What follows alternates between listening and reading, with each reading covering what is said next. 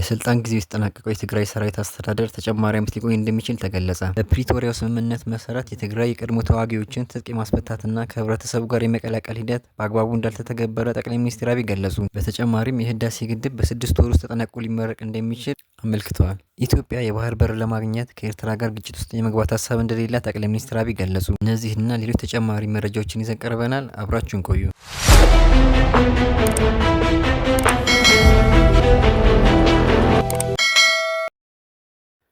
ጠቅላይ ሚኒስትር አብይ የ2 ዓመታት የስልጣን ጊዜው በተጠናቀቀው የትግራይ ጊዜያዊ አስተዳደር ላይ የህግ ማሻሻያዎችን በማድረግ በትንሹ ለ1 ዓመት ተጨማሪ ዓመት ሊቆይ እንደሚችል ዛሬ ለህዝብ ተወካዮች ምክር ቤት በሰጡት ማብራሪያ ላይ ተናግረዋል። ጊዜያዊ አስተዳደሩ ከህግ ማሻሻያው በኋላ ህዝቡን ለምርጫ የማዘጋጀት ስራ መስራት እንዳለበትና የ2 ዓመታቱን የስራ አፈጻጸሙን መገምገም እንደሚያስፈልግ ገልጸዋል።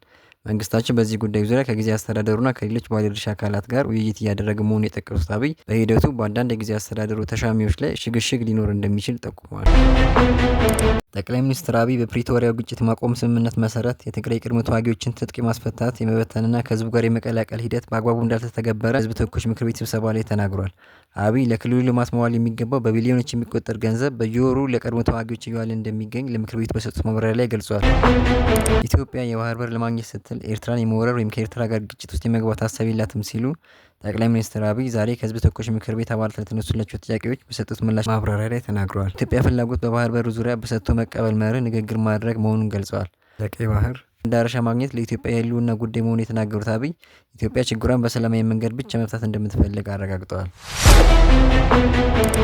የብሔራዊ ተሃድሶ ኮሚሽን ኮሚሽነር ተመስገን ጥላሁን የቀድሞ ተዋጊዎችን ትጥቅ በማስፈታት በመበተንና ከህብረተሰቡ ጋር መልሶ በመቀላቀል ዙሪያ ከመርሃ ግብሩ አጋር አካላት ጋር ውይይት መደረጉን በትስስር ገጻቸው አሳውቀዋል። ኮሚሽነሩ ውይይቱ በዋናነት በትግራይ ክልል በሚከናወነው የቀድሞ ተዋጊዎች ትጥቅ የማስፈታት የመበተንና መልሶ የመቀላቀል መርሃ ግብር የመጀመሪያ ምዕራፍ ሁለተኛው ዙር እቅድ እና እስከ ቀጣዩ ሰኔ ወር ድረስ በሌሎች 4 ክልሎች ሊደረጉ በታሰቡ የሙከራ መርሃ ግብሮች ዙሪያ ያተኮረ እንደነበር ጠቅሷል። ሆኖም ተመስገን በትግራይ ለበርካታ ሳምንታት የተቋረጠው የቀድሞ ተዋጊዎችን ትጥቅ የማስፈታት የመበተንና ከህዝቡ ጋር መልሶ የመቀላቀል መርሃ ግብር እንደገና መቼ እንደሚጀመር አልጠቀሱም።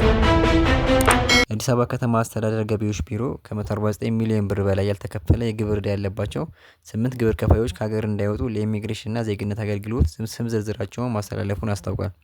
ቢሮው ከ3.2 ቢሊዮን ብር በላይ ያልከፈሉት የግብር ዕዳ ያለባቸው 62 ግብር ከፋዮች ተመሳሳይ ከሀገር እንዳይወጡ ባለፈው ወር ለኢሚግሬሽን ስማቸው ማስተላለፉ አይዘነጋም። ሆኖም ባለፈው ወር የጉዞ እገዳ ከተላለፈባቸው ግብር ከፋዮች መካከል 3ቱ ዕዳቸውን መክፈል በመጀመራቸው የጉዞ እገዳው እንዲነሳላቸው ተደርጓል። የዕለቱ ዜናዎች ይህን ይመስሉ ነበር። ቻናሉን ሰብስክራይብ እና ላይክ በማድረግ ቤተሰብ ሁኑን። ቸር ሰንብቱ።